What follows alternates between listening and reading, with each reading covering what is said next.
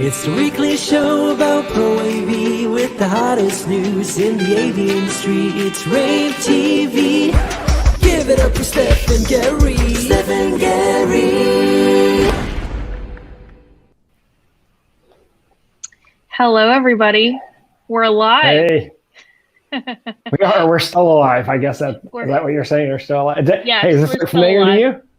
Gary, are you at the J School right now?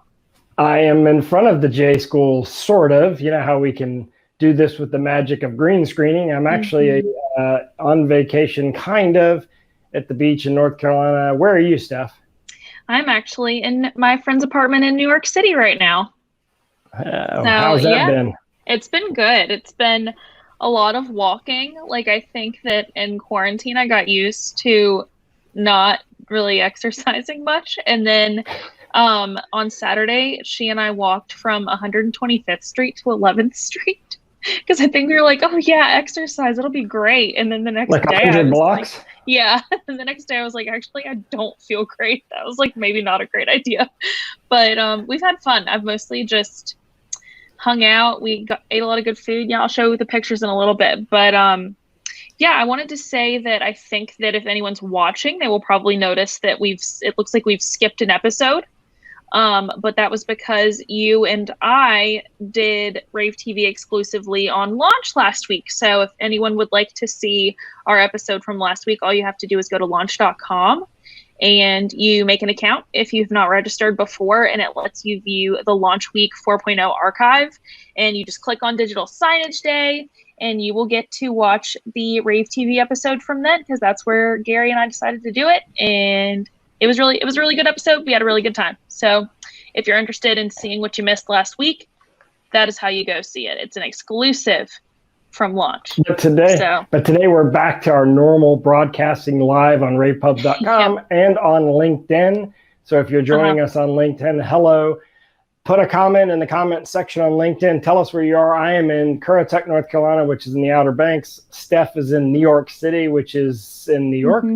It's in New York. She's going to tell us a little bit about her vacation in just a moment. But yeah, I wanted to make sure that you knew that we are still here. We do this show weekly, no matter where we are. We're going to do this show weekly. And speaking of which, today, the reason why I'm standing in front of this is today I'm doing my third in the series of 3 sessions with Epson.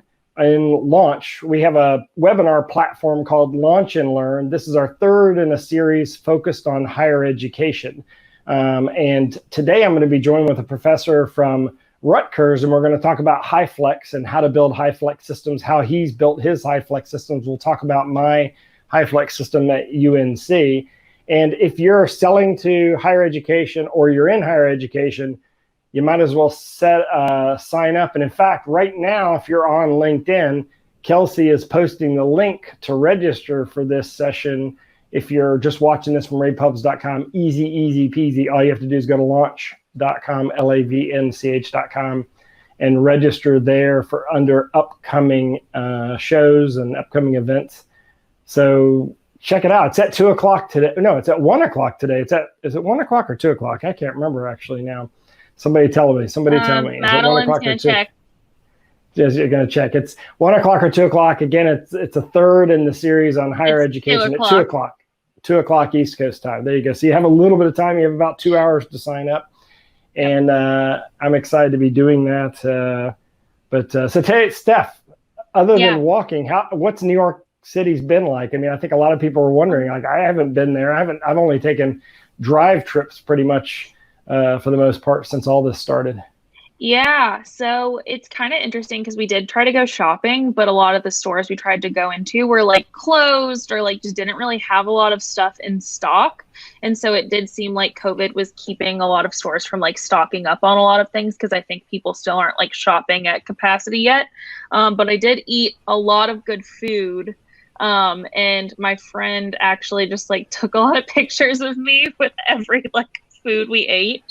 Can we see that? There we go. Yeah, here we go. This is Sunday in Brooklyn. This is where we ate brunch one day. I got biscuits and gravy. not quite like Southern biscuits and gravy, but they were good. And that thing in the middle is like a giant pancake with like a hazelnut syrup on it, and it was really good. So that is a place we ate in Brooklyn. And the next one, this is where we went and got a drink at this little Italian place in Greenwich Village, and I got a pistachio cocktail, which I don't know if that's like a traditional Italian thing, but it was really good. And she got a Negroni, so that was fun. And then, are there any more? Oh yeah, that's me. That's like one of my favorite diner places. It's called Veselka. It's in the East Village. And it's like they make breakfast pierogies that are so good. I eat them every time I come into town. And we ate latkes. And what else did we eat? Pierogies, latkes, and blintzes. I ate a blintz too, and it was really, really good. And then this is another brunch place in Harlem. And so I just ate a lot of brunch, basically, is what I'm saying. I was going to say, did you do anything besides eat and walk? Or did you go to any museums or anything like that? Or no, I just ate. And then this is Levain Cookies. And Levain Cookies are really, really good, too. But at the brunch place in the East Village at Veselka, my friend Fran was like, don't turn around right now. Don't make a scene. But Tessa Thompson is sitting right behind you.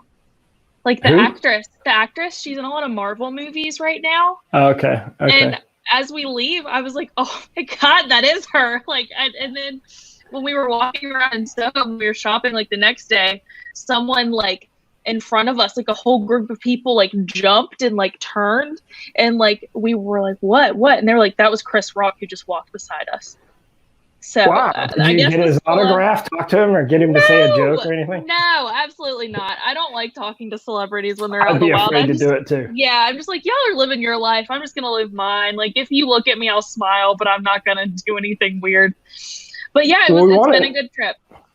We want to make sure we hear from you. And those of you who are watching us on LinkedIn, please comment, tell us what's going on. We're going to get your comments live here on the handy dandy iPad. And there's one thing that Steph and I both did last week at the same time, but not knowing we were doing it at the same time. We both saw a brand new movie, and both of us were blown away. It's my first movie back to the movie theater. I think it was your first movie back to the movie theater. We saw Quiet Place 2. So what we want to do is, before we talk about it, we want to roll a clip on Quiet Place 2 really quickly, just to kind of give you an idea what it's like. Spooky.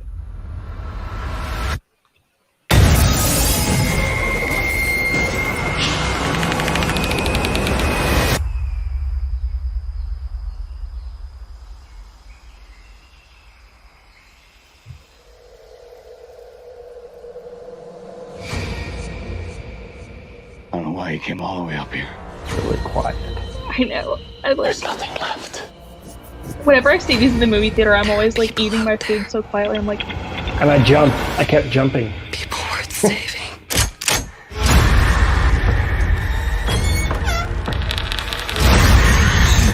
Most people had finally given up hope.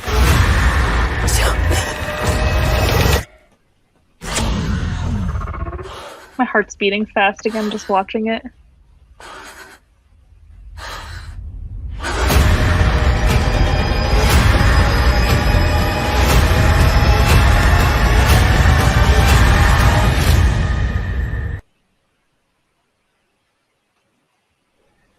So John Krasinski, who made the movie, decided not to put it out on video like all the other movie chains had done. Mm-hmm. When COVID happened, all the theaters were shut down. He said, I really feel like this movie has to be seen in a theater.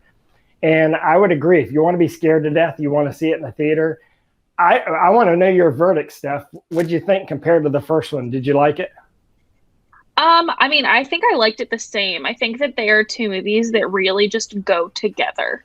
That they just flow really nicely from the first to the second. And I will say that I agree that you need to see it in the theater because it has very creative sound editing. So unless you have a really, really nice sound system in your house, which if you do, love that for you. But I recommend even seeing it in a Dolby movie theater like would be really great because the sound editing is so creative, and I was really disappointed that the first one didn't win the Oscar for sound mixing, but I hope that this one is up for them this year because I was really impressed by it. Yeah, and I apologize. My microphone's been folded in my shirt, so it's been making a scratching noise. I've been told, so I apologize. I just fixed it. But I will tell you that I thought the second one was better than the first. I liked how they did much more character development in the second one. You actually find out what happened, how they got to where they are. And the only thing that threw me off, I just couldn't get over the fact that it's supposed to take place like starting the day after the first movie, but the boy all of a sudden grew like 7 or 8 inches, but the girl still looked the same, right? I couldn't get past that, but the actors are incredible in it. And I love the movie. I'd highly recommend it. If you were looking for a first movie to go back post-COVID, that's it. Let's get into the news. Let's get into the news. My first story is a product we've known about for a long time because we were let in on the secret a while ago. But Sharp NEC has partnered with Avery Dennison to put out a film product that is packaged with a projector. Well, let me just run the video and let you see it because it's focused on digital signage and UCC applications. Okay, I think Madeline's pulling it up. Sharp NEC Display Solutions presents ActiveScene, a solutions-based offering that turns underutilized glass into dynamic signage and privacy.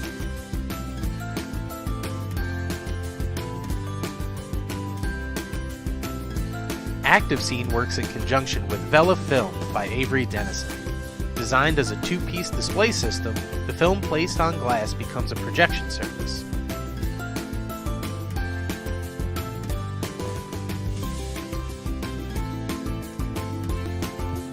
When the film is in the on state, it becomes opaque that can be used for privacy or rear projection. Turned off, the film becomes transparent, providing unobtrusive views into your location. The complete ActiveScene solution includes a site survey, projector and lens, Vela Film media player,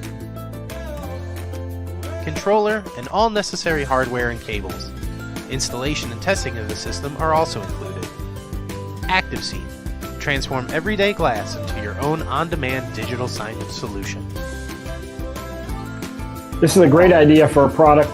Basically, you can turn any glass surface into a projection surface. It's packaged together with Avery Dennison's product and the Sharp NEC any projection product. Where I see this big is in digital signage for retail, like retail stores, because there's going to be a big movement to try to draw you back into the store, and it's going to take more than just putting fancy clothes in the front of the store. You're going to want to put something immersive in there. I can also see places like sports bars and other retail locations maybe playing games at night just to draw kind of the crowd and people wanting to hang out outside. But you saw that example of it turning a UCC space or a meeting space into a space that can be used for digital signage, can be used for corporate signage, or can be used just to provide privacy for those people working in the space by projecting on it. I think that's a pretty creative product. What do you think, Steph? Yeah, I agree. I do think that stores are going to have to be pretty creative to get us back in there. So I think that this could be a great solution for that. Yeah, and it is all on ravepubs.com right now. So if you want to go check it out, and let us know what you think. We'd love to see your opinion on it. We have a link directly to some pictures and some other videos from NEC on the product. What's next up? What's our next thing we're talking about? Next up, ISE 2021 is currently happening. So as you probably know, it's going to have 2 smaller road shows this year. One is in Barcelona and one is going to be later this month in London. But the Barcelona one is currently happening, as well as the online component. So I just did a little write-up of what you can expect from the online component and what all that's going to be there.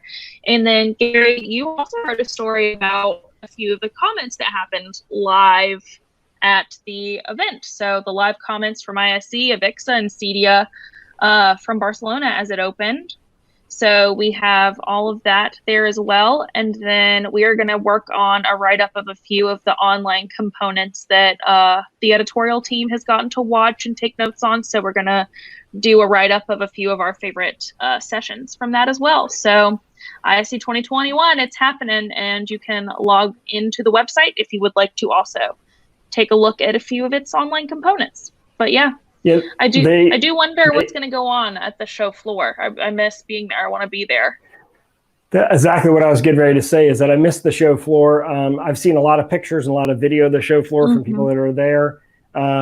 Some positive, some negative. I think that the negative comments have to be taken with a grain of salt because, yeah, it's true. There's only maybe, a few thousand people that are going to be there. It sounds like less, but what do you expect? I mean, this thing has shifted. We're still in COVID in Europe. They're still in lockdown in many places. We couldn't get there very easily. We would have had to quarantine. I commend them for having the event. There's a few hundred people that are watching it online. We're going to keep watching the whole event. We're enjoying it. The sessions have been interesting, and some of the, there have been a few new products introduced there. We're bringing those to you on our website. So if you want to, play along with all the coverage and see the coverage we're doing, just kind of pay attention to what we're posting there at ravepubs.com. We're not doing a separate microsite on the show. It's just not big enough this year. There's only one major, maybe two major aisles of booths there, but we are going to bring all the new products to you, we assure you. And if we can get to the UK event later this month, we will go to the UK event. So crossing our fingers. We're hoping also, so. Yeah. In ISE news, Bob Snyder, who is our rAVe Europe correspondent, he wrote about what Bright Sign is showing at ISE 2021. That's what his column was about in the most recent rAVe Europe issue. And he writes about who is it that they recently, was it Nexosphere? Is that right? Nexosphere. Nexosphere that they recently integrated with, and he writes about how that integration has really just taken them to the next level at ISE, and just how good that their demos are compared to other people's. And you can see the pictures; they're very, very cool for what their ISE stand looks like this year. So very cool. Glad that Bob got to write about that because obviously I can't see it for myself. So I'm glad that he really went into depth and explained it. Bob is one of our writers for rAVe Europe, or we have a publication that focuses just on EMEA. He's over there, so he's covering it, part of it for us. We also have a story on our website about just appeared today about Bosch partnering with TV1 for the Curio Scan product. You should go check it out because, or the Curio Matrix product, because Bosch, their conferencing products, they're the leader in conferencing products for large meetings. So like when you go to the UN and you see everyone mic'd up at the UN, that's their technology. And you go to big parliamentary and legislature meetings when they're individually miking everybody and giving people the ability to be mic'd in position. So therefore, when they press a button saying they want to talk, they know what their line is in position.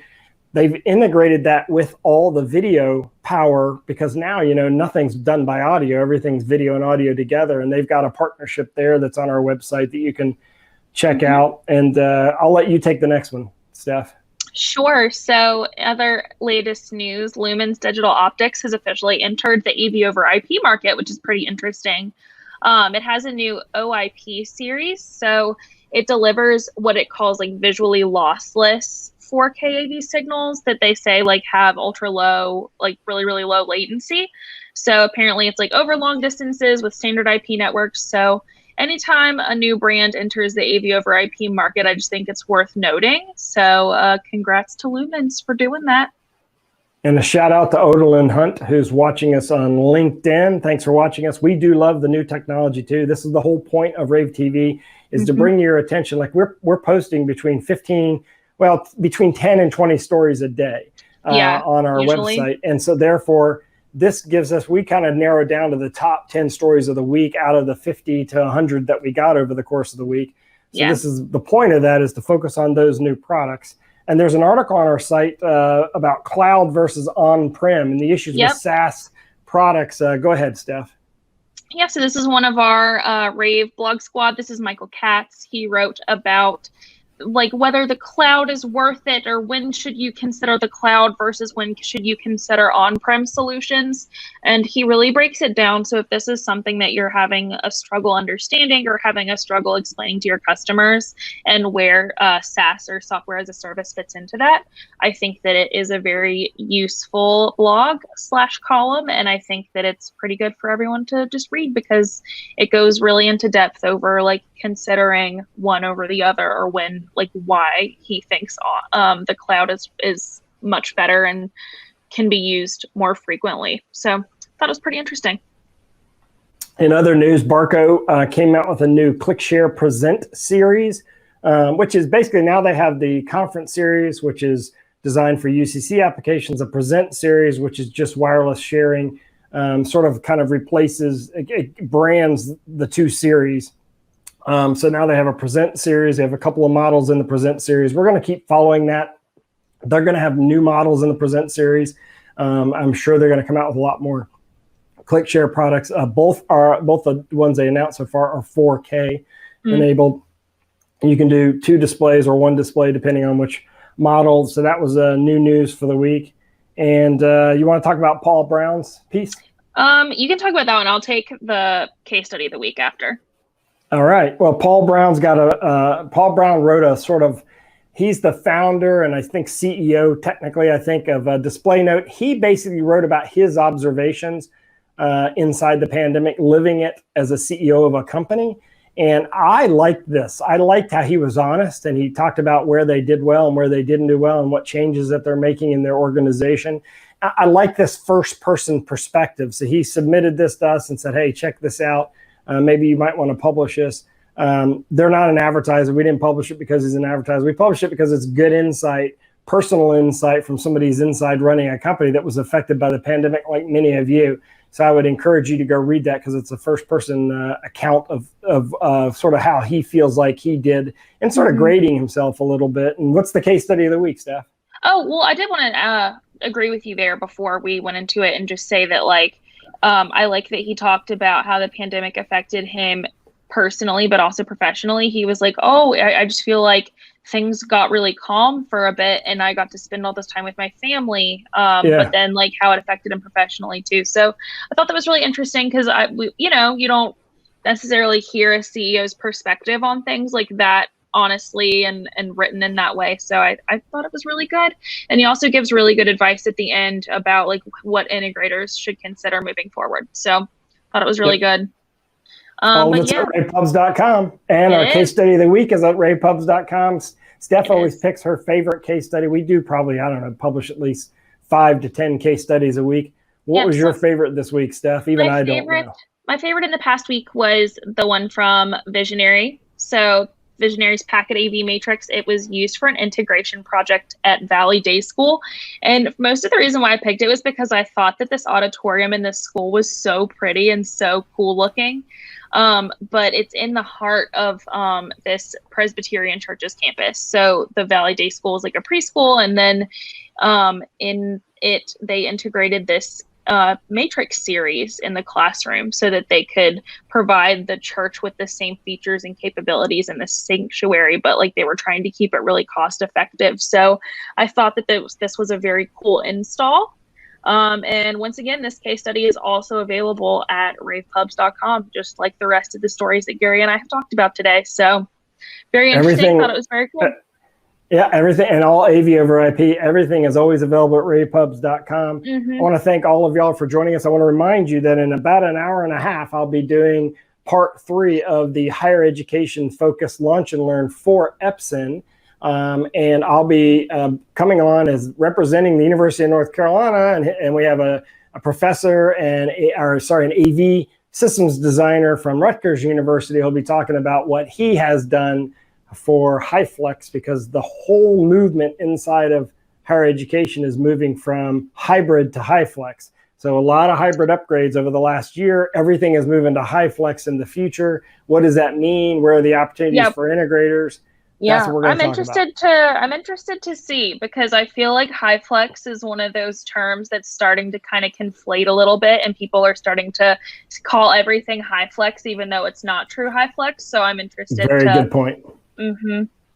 It's one of good those point. terms that I just think that people are starting to use as a buzzword. So I'm interested you should tune into the launch and learn, everybody, if you want to see what true high flex actually means. You can register in the link, Mm-hmm. register in that link in comments, And I want to thank Madeline for heading into the office. She was on vacation the last few days, and she headed into the office today to make sure this happens. She'll be there for my lunch and learn because she's running everything from the office while Steph and I are out of the office.